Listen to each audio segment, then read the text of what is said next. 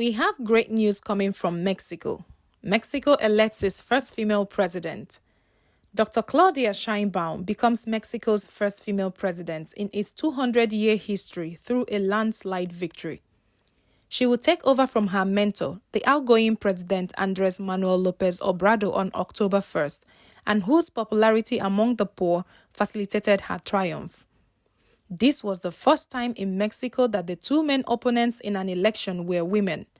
Dr. Claudia Sheinbaum Pardo, a scientist and a former mayor of Mexico City, and Bertha Xóchitl Gálvez Ruiz, a businesswoman and a former mayor too. The opposition candidate Xochitl Galvez Ruiz conceded defeat after the preliminary results showed her taking between 26.6% and 28.6% of the votes, and she ended up with 27.91% of the votes cast. In her concession speech, she said, and I quote, "I want to stress that my recognition of Sheinbaum's victory comes with a firm demand for results and solutions to the country's serious problems." Also, in Dr. Sheinbaum's victory speech, she said, and I quote, "For the first time in 200 years of the Republic, I will become the first woman president of Mexico."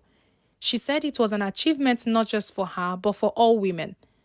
"I have said it from the start, this is not just about me getting to the top office. It's about all of us getting here, and I won't fail you."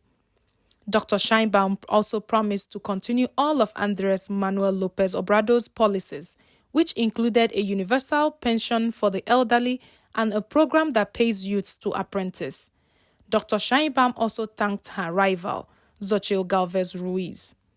"This is an inspiration to women globally. There are no norms and limitations that cannot be broken. And yes, you can do it. You can dare to dream, and surely one day your dreams will come to pass." Listen to the BBC News report, and please subscribe to this channel, like and share. Thank you. We'll see you in our next one. Bye. History has been made in Mexico. Claudia Sheinbaum has been elected as the country's first ever female president. She told supporters she would not fail the Mexican people and vowed to reduce violence and improve the lives of women in a country where one of the world's highest rates of femicide. Huge celebrations in Mexico City main Zócalo, the square there. Ms. Sheinbaum will replace her mentor, the outgoing president Andrés Manuel López Obrador, on the 1st of October. Will Grant is there for us. A genuine moment of history in Mexico. In a nation where women only got the vote in the 1950s, Claudia Sheinbaum becomes the first woman to break centuries of male domination over the Mexican presidency, shattering the glass ceiling for generations of women to come. Que por primera vez en 200 años. For the first time in 200 years, women have reached the presidency, she told her jubilant supporters in the capital's main plaza. It's historic, completely. It's for the women who are no longer with us and those who are still fighting, not just in the political arena, but in any way where we have conviction as women.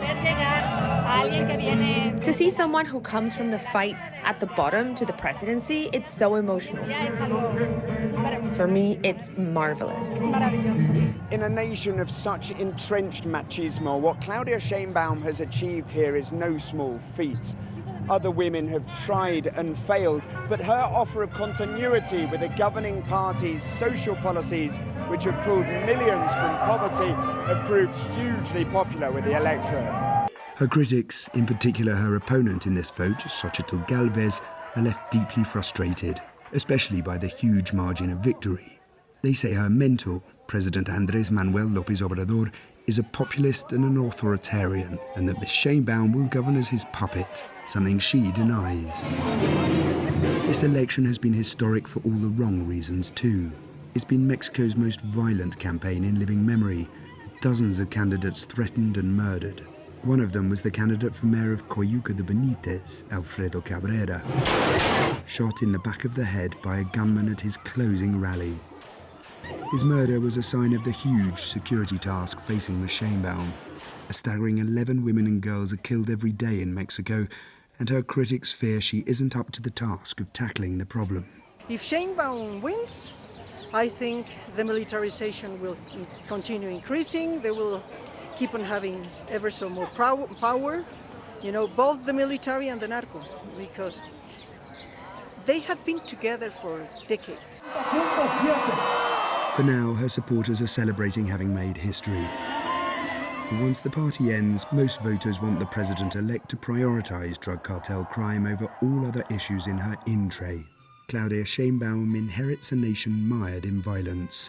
Her challenge now will be to succeed where so many men before her have failed. Will Grant, BBC News, Mexico City.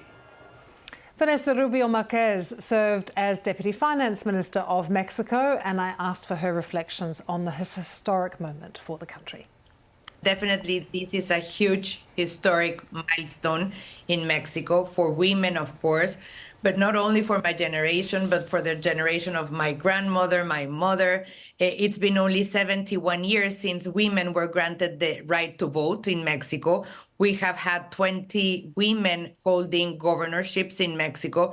I myself was the first deputy minister of finance in the country in 2016. So we have been moving forward, but still it's a lot in our way to find parity at the end. But yes, this is a huge milestone. She's incredibly close to the outgoing president, Andrés López Obrador. How will she be different from him, though? I think Mexico has a very strong presidency, a very strong presidential regime. So I think she will be her own figure, but it's yet to be seen where she stands in very crucial issues, such as the definition of the democratic foundations of the country, the relationship with the legislative, an independent judiciary.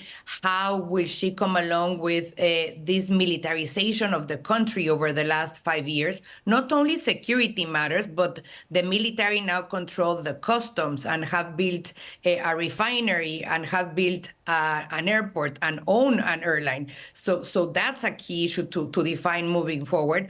And also very key policies such as public finances. We're running the largest public deficit this year over the last 35 years. What the new energy matrix and the new energy policy will be, and also a series of elements in relation to competitiveness of the Mexican economy vis-a-vis the nearshoring expectation effect and our special relationship with the U.S., to which we're the first trading partner and the first source of imports. A lot to pick up on there, Vanessa, but how would you say she defines herself when it comes to her relationship with the private sector? Is she pro-business? She has said so. She actually today said it so and gave a huge emphasis to having a good relationship with the private sector, because I think it needs to be understood that it's not the public sector who creates employment, it's the private sector, and that you need the private sector as allies for development and as allies in particular for specific sectors such as energy, such as infrastructure, and many others. So we hope she moves forward in this direction, which is key for the competitiveness and for productivity of the country. Vanessa, we were listing some of her impressive credentials. I wonder if you think that that influences the way she thinks, the fact that she is a scientist. I think that will tell a lot, and she would have a challenge to move from ideology to pragmatism to a more rational perspective of government, and most importantly, to an effective government, because this is exactly what Mexicans want. Mexicans want their problems resolved. They want to live in a more peaceful country. They want to end up violence. They want to have employment. They want to be competitive.